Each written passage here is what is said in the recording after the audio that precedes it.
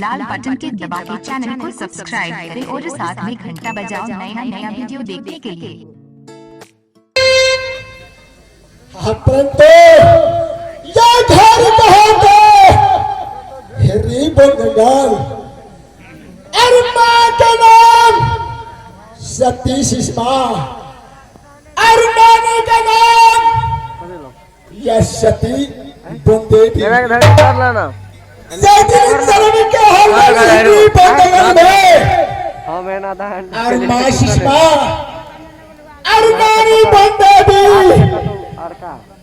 वही जंगल में नाम रख दे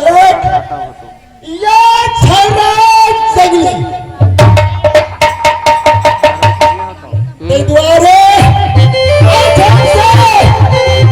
जा रही थी माँ सुषमा और नानी बंदेवी के पास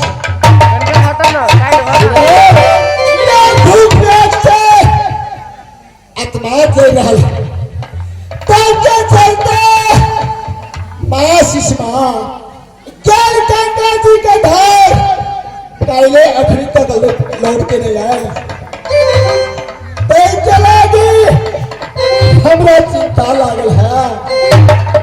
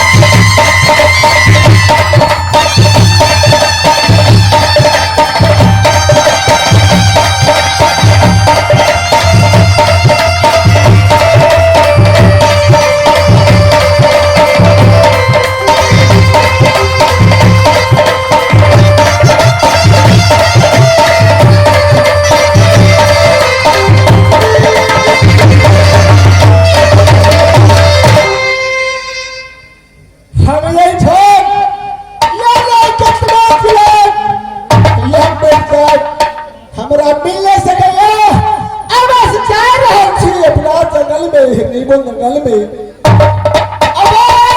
नानी के पास टुटली मरिया में उनके सर हो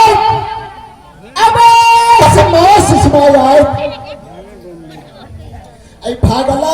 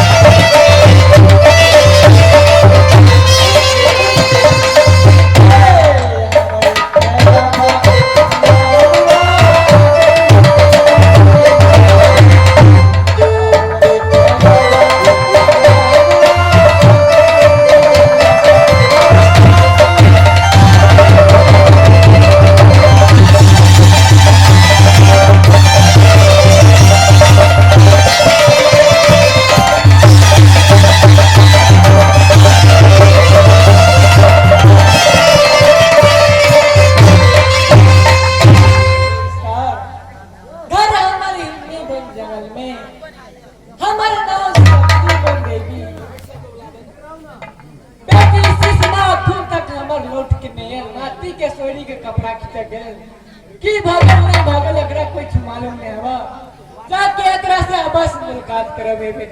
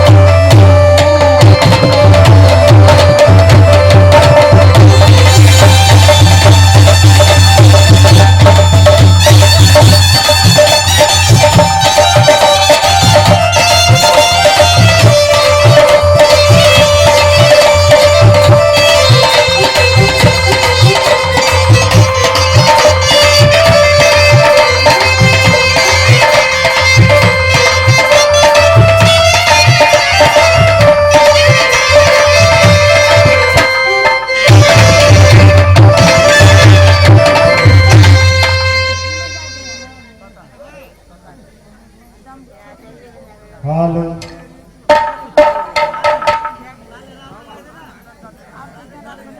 हेलो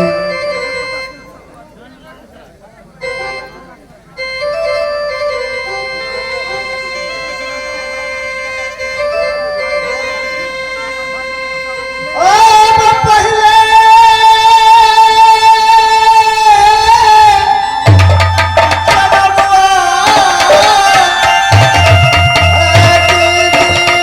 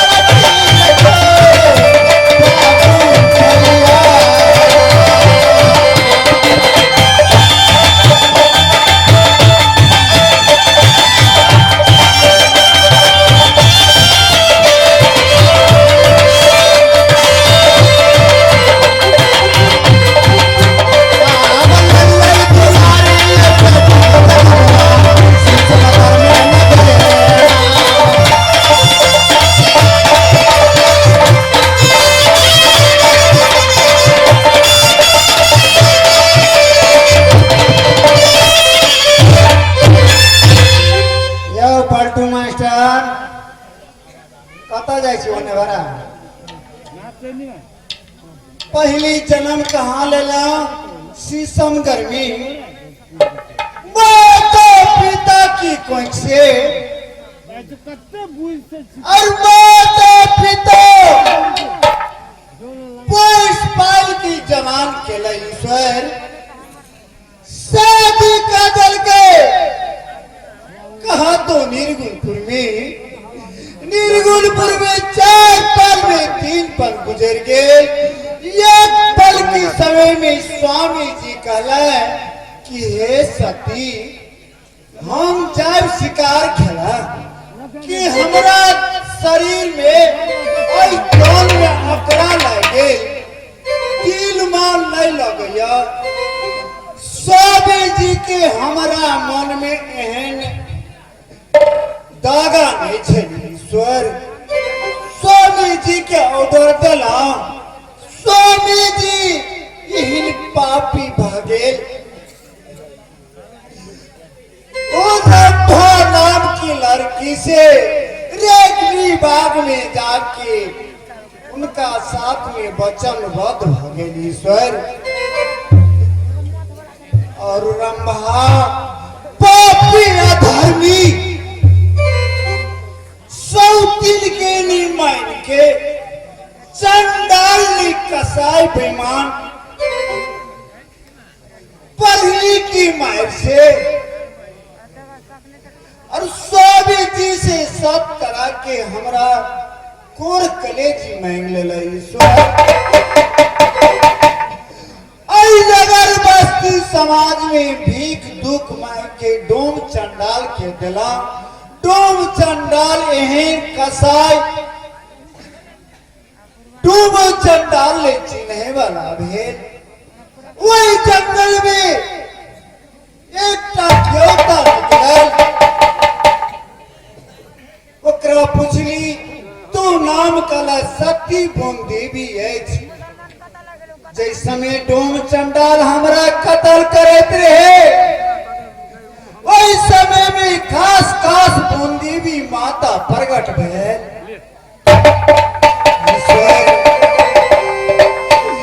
माता जी हमरा वही समय अपना गहवर में लगे हमरा कोई से जे दिन में वनवास दिले 6 महीना की गर्भवती रहे आई जंगल में हमरा 9 महीना फिर गए ईश्वर। और माता की कहवर में जाके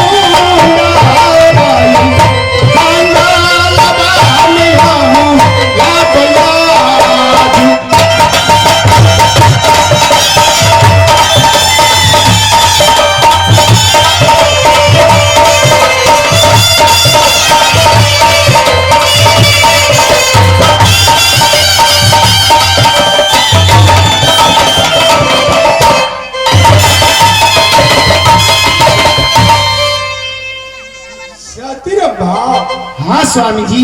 देखा सपना साच होया और सपना झूठो होया। महाराज सुन लिया, सपना देखल गए हंसा समझा किराए पे 5 गो हाथी बांधल दूरा पर। अब भोर जब है महाराज तो बकरियों ने देखल बिना ना बकरियों भी सपना नहीं आ तो झूठे बोले छिए। कौन कहीं जो हमारे बाप पुरखा 3 पुस्तक में सास नहीं बोलल है। ए हम सपना देखलिए बुझलिए, ये सपना में एकदम साचे साच होते बुझलिए। साचो होई है। हरनी मार के लेवे ने तो जरूर हमरा कोई से लड़का नहीं तो लड़की पैदा लेते। ओ माउस का रहा थे अब लेते मैं जब ढंगराल भी माउस खा रहा था। ओए रे बा कल कथी फांसी पार्टी खेला सब दाल की तरह सोहरिया घेरता होए न मेरे का साथ में सोहरिया घेरता होए एगो पेट में एगो ढेकी तो एगो डाटा डाले वो खेलता साथी रंगा। हाँ स्वामी जी। देखा हम जंगल शिकार कहा तो शिकार नहीं मार का तोरा संग हम विवाह केलो तो सदी शिशमा आई राज से आई महल से निराला सती रंभा। हाँ स्वामी जी। और दशा में कहीं जंगल हम जाए शिकार खेल में अमारल का आए जाया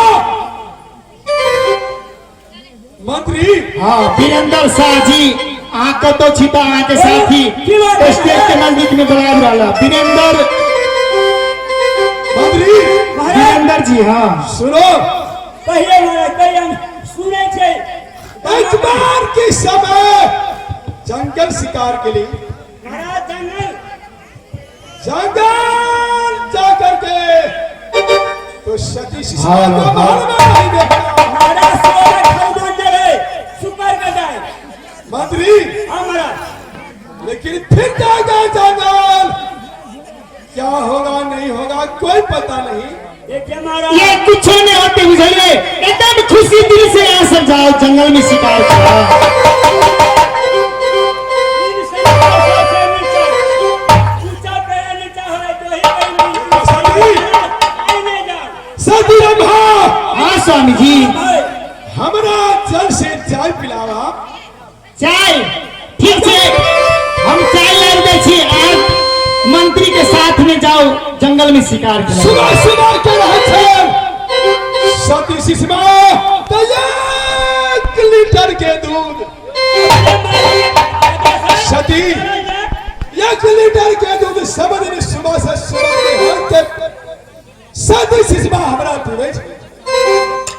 एक मिनट में हम आके एकदम सुबह सुबह चाय पियाब।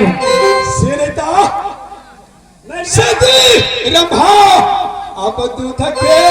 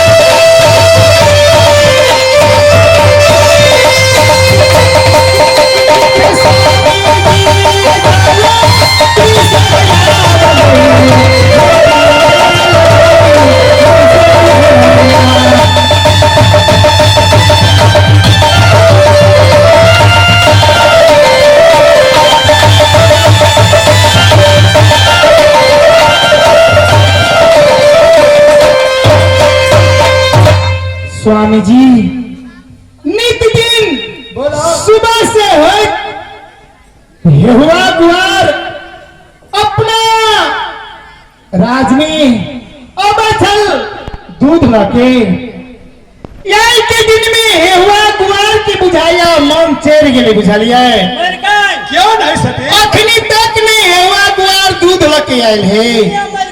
कथी के हम चाय बना के दुआ के